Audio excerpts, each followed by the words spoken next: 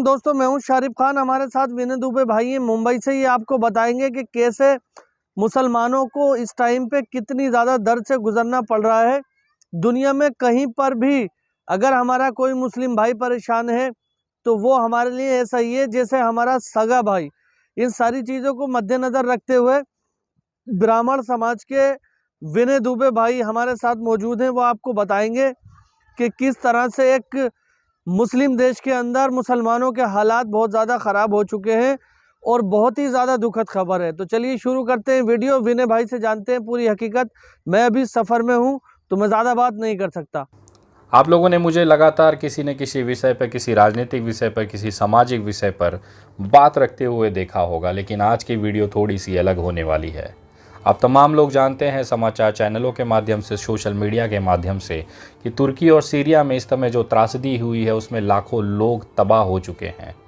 30,000 से ज़्यादा लोगों की जानें जा चुकी हैं, जो आज टाइम्स ऑफ इंडिया की एक रिपोर्ट में मैंने पढ़ी।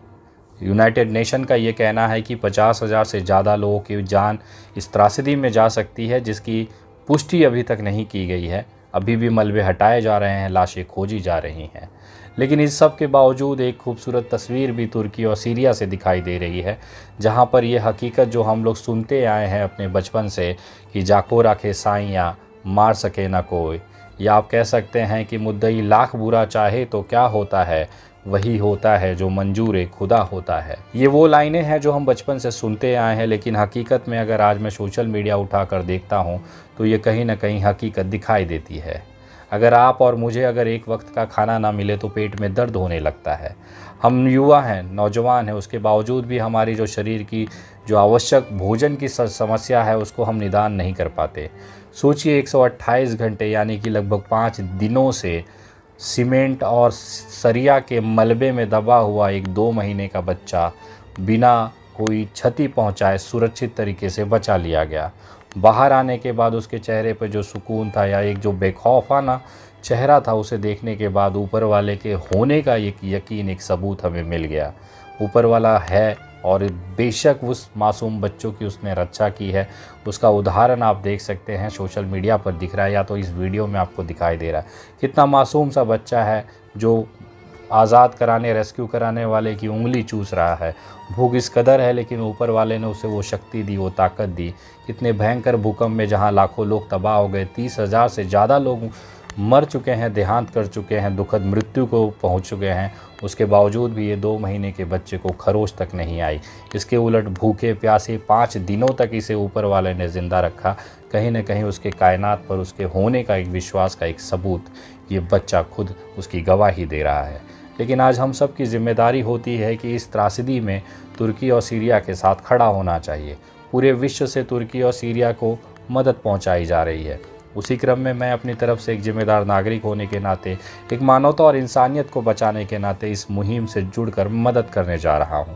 आप तमाम लोगों को बताना चाहूँगा कि मेरी कंपनी की तरफ से, मेरी तरफ से व्यक्तिगत तौर पर 5 लाख रुपए का आर्थिक मदद तुर्की के लिए मैं भेज रहा हूं, जो कि सोमवार को दिल्ली के तुर्की के दूतावास में उसे मैं जमा करा दूंगा। अगर आप लोग भी इस मुहिम से जुड़ना चाहते हैं तो आपके आसपास तुर्की से मुहिम से जुड़ी हुई संस्थाओं को आप मदद करके इसकी एक सहयोग कर सकते हैं, जिसमें कि आपको एक सुकून की अनुभूति होगी। मेरे बहुत सारे मित्र मुंबई से तुर्की के लिए गए हैं, जो वहां पर जाकर रेस्क्यू ऑपरेशन में अपना जिम्मेदारी निभा रहे हैं, अपना दायित्व निभा रहे हैं। अगर आप भी इस मुहिम से जुड़कर मदद करना चाहते हैं, अगर आपको लगता है कि आपके आसपास ऐसी कोई जागरूक संस्था नहीं है जिसको आप ये मदद देकर तुर्की को मदद पहुंचा सकते हैं, तो आप मेरे माध्यम से भी ये मदद तुर्की तक पहुंचा सकते हैं। अगर आप चाहें तो मेरे गूगल पे, फ़ोनपे, पेटीएम और UPI नंबर 9004929 मैं नंबर वापस कहता हूँ 9004929 इस नंबर पर गूगल पे, फ़ोनपे, पेटीएम या UPI, जिसके स्कैन कोड आप यहाँ पर देख रहे होंगे, इसमें आप स्कैन कर मदद भेज सकते हैं। हो सकता है आप जब पेमेंट इसमें भेज रहे हो या आर्थिक मदद कर रहे हो तो आपको फील्ड दिखाए या ये भी दिखा सकता है कि ये जो ट्रांजैक्शन आप कर रहे हैं वो सुरक्षित नहीं है, कृपया इसे ना करें। उसके बावजूद भी अगर आप चाहें तो उसे भेज सकते हैं, क्योंकि ये कहीं ना कहीं इंसानियत को एक मरहम लगाने की मुहिम मेरी तरफ से की जा रही है। जिस प्रकार से आपने देखा होगा कि जब भी मुसीबत आई है हम लोगों ने एक दूसरे का हाथ पकड़कर साथ देकर इंसानियत को ज़िंदा रखने की एक मिसाल पेश की है। आज तुर्की और जो सीरिया है वो लहूलुहान है। वहाँ पर जिस तरह से लोगों के मरने की खबरें आ रही हैं, मैंने एक फ़ोटो देखा जिसमें एक बाप अपनी मलबे में दबी हुई बच्ची का हाथ पकड़कर बैठा होगा। सोचिए उस व्यक्ति पर क्या बीत रही होगी। हम उसे चाहे जितनी भी आर्थिक मदद दे दें, चाहे उसके साथ जितने भी खड़े हो जाए, लेकिन ये जो घाव ऊपर वाले ने दिया है वो ज़िंदगी में मिट नहीं सकता। मैं भी एक बेटी का पिता हूँ और इस फ़ोटो देखने के बाद मेरी भी रूह ही काँप गई। मैं सोचने पे विवश हो गया कि आखिर ऐसा क्या गलती हुई है हम इंसानों से, जिसकी सज़ा ऊपर वाला हमें इतनी बेदर्दी के साथ दे रहा है। एक बेटी का जनाजा एक बाप के कंधे पर, ये दुनिया का सबसे बड़ा बोझ है। सबसे भारी काम होता है एक पिता के लिए कि अपने बच्चे के जनाजे को कंधा देना या उसकी अर्थी को कांधा देना।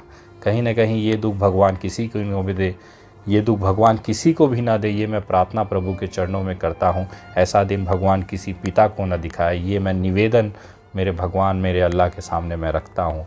और इस मदद की मुहिम में अगर आप जुड़ना चाहते हैं तो आपको करना कुछ नहीं है। दिन में अगर सोचिए आप 100 रुपये का भी अगर खर्चा इधर उधर कर देते हैं, जैसे पान नाश्ते में निकाल देते हैं या किसी ऐसी गैर ज़रूरत चीज़ों में निकाल देते हैं जिसकी आवश्यकता जीवन जीने के लिए नहीं है, जैसे सिगरेट, तंबाकू, गुटखा हो गया, या फिर ऐसे नाश्ते जो बेवजह किए जाते हैं, ऐसे कोल्ड ड्रिंक्स जो बेवजह पिए जाते हैं, अगर उस पैसे को बचाकर आप इस मुहिम में जुड़ाते हैं तो वहाँ पर तबाह हुए परिवारों को एक छोटी सी मरहम की राशि ज़रूर पहुँचेगी। और शायद उनके तकलीफ़ों का तो हम कुछ कम नहीं कर सकते, लेकिन उनकी जो भौतिक और ज़रूरत दैनिक जिम्मेदारियां हैं, ज़रूरतें हैं, उसे हम ज़रूर पूरा करने की कोशिश करेंगे। बहुत सारे संस्थाएं इसमें जुड़ी हुई हैं, आप सोशल मीडिया पर देख सकते हैं।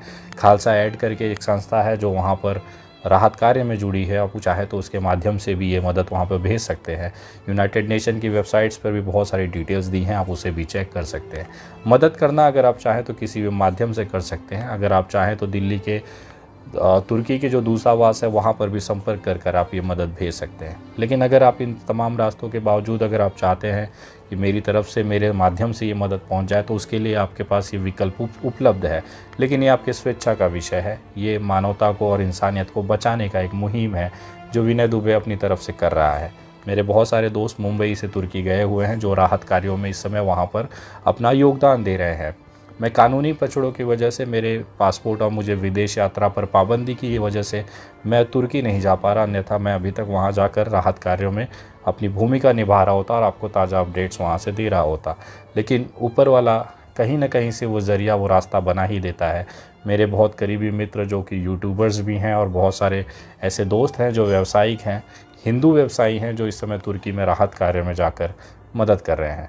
मैं धन्यवाद करना चाहूँगा आशीष पटेल भाई का, जिन्होंने बहुत तत्काल में अपना वीज़ा निकाल कर, टिकट निकाल के तुर्की पहुँचे हैं और वहाँ पर राहत कार्यों में मदद कर रहे हैं। ये वो इंसान है, एक छोटी सी मोबाइल की दुकान चलाते हैं और उनका इस व्यवसाय के साथ में जो आमदनी होती है उसमें एक बड़ा हिस्सा उन्होंने तुर्की के इस त्रासदी में मदद के लिए कर रहे हैं। क्योंकि उन्होंने भी वो फ़ोटो देखी जिसमें वो पिता अपनी बच्ची का हाथ पकड़कर बैठा हुआ है। वो भी एक बेटी के पिता है और उनसे रहा नहीं गया।